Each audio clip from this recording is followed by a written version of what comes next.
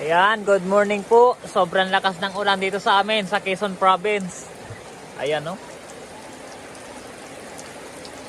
Lumalabas na ang mga ang quarry, ang mga bato-bato ng no, ng lupa dahil sa ulan. Ayan pong maliit na yan yan po yung aming kusina. Diyan kami nagluluto. Ngayon ay hindi makapagluto. Anong oras na, oh? Alas 8 na.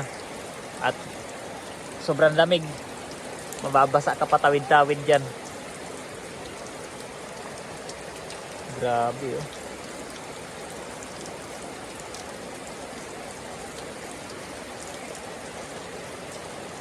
Tumutulo na sa aming bubungan.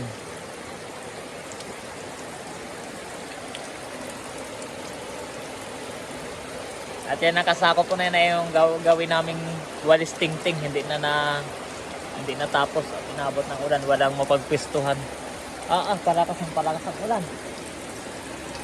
Kawawa ng mga alaga ko ngayon. Sobrang nilalamig na yan.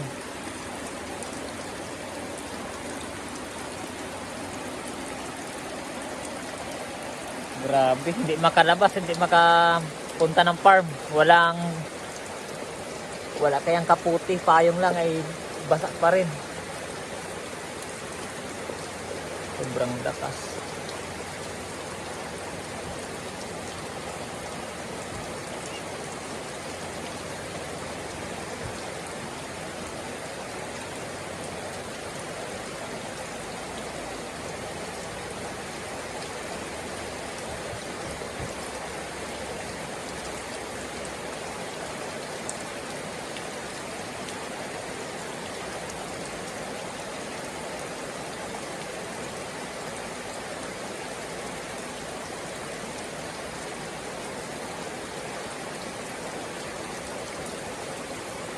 Dito tayo, dito logi ang mga taga-bukid.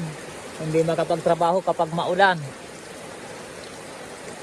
Kaya dapat pag ganitong sasapit ang tagulan ay may nakaistakan ng makakain-kain.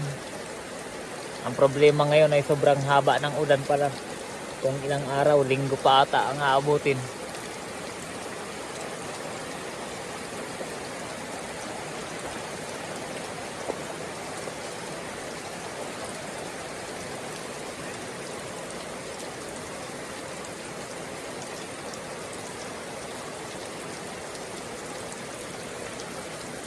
Grabe. Dito'y baha na agad lalo na yan sa lugar na mabababa at may mga tabing ilog. Doon sa lugar na yun, sobrang baha na yan doon sigurado. Ayan, hanggang dito na lang po muna. Ingat po kayong lahat. Ingat. God bless.